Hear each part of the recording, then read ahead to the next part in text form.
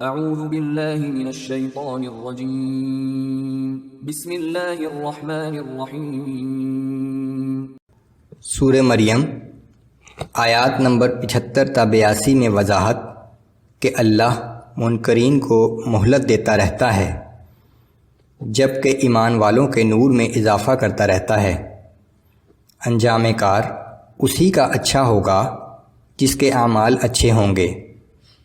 منکرین کے اس خیال کی تردید کہ انہیں قیامت میں بھی اس دنیا ہی کی طرح بہت سا مال ملے گا، نیز یہ کہ روز قیامت ان کے جھوٹے معبود ان کی کوئی مدد نہ کر سکیں گے۔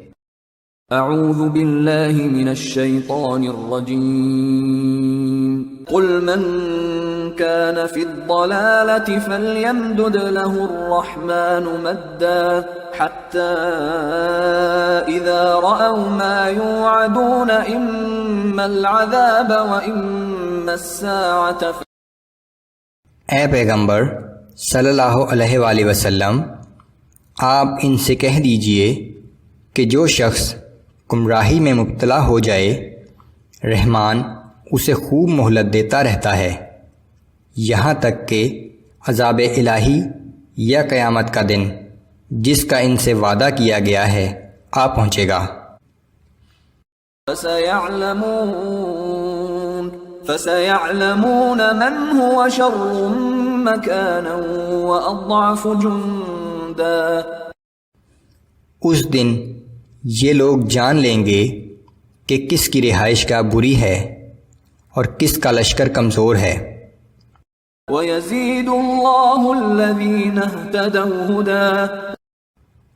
اور جو لوگ ہدایت پر ہیں اللہ ان کے نور ہدایت میں اضافہ کرتا رہتا ہے۔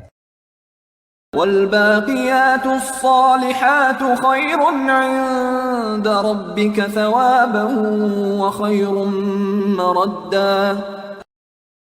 نیک اعمال ہی ہمیشہ باقی رہنے والی چیز ہیں اور ثواب اور انجام کے لحاظ سے آپ کے رب کے نزدیک یہی بہتر ہیں۔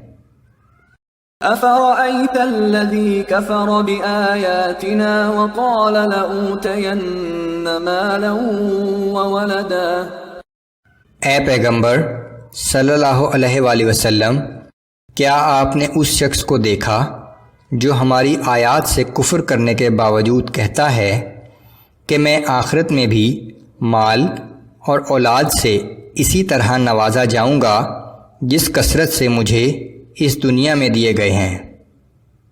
اطلع الغیب ام اتخذ عند الرحمن عہدا۔ کیا اسے غیب کی کوئی اطلاع مل گئی ہے یا اس نے رحمان سے کوئی عہد لے لیا ہے؟ کلا سنکتب ما یقول ونمد له من العذاب مدا۔ ہرگز نہیں، یہ جو کچھ کہتا ہے ہم اسے لکھ رہے ہیں اور ہم سزا کے وقت اس پر عذاب بڑھاتے چلے جائیں گے۔ وَنَرِثُهُ مَا يَقُولُ وَيَأْتِينَا فَرْدًا۔ اور یہ جس مال و اولاد کا ذکر کر رہا ہے اس کے وارث تو ہم ہوں گے، یہ تو روز قیامت ہمارے سامنے تنہا اکیلا حاضر ہوگا۔ وَاتَّخَذُوا مِن دُونِ اللَّهِ آلِهَةً لِيَكُونُوا لَهُمْ عِزًّا۔ اور ان لوگوں نے اللہ کے علاوہ دوسری ہستیوں کو معبود بنا رکھا ہے اور کہتے ہیں کہ وہ روز قیامت ان کے لیے باعث عزت اور سفارشی ہوں گے۔ كلا سيكفرون بعبادتهم ويكونون عليهم ضدا۔ ایسا ہرگز نہیں ہو سکتا، وہ ہستیاں تو ان مشرکوں کی عبادت کا انکار کر دیں گی بلکہ وہ تو ان کے دشمن بن جائیں گے۔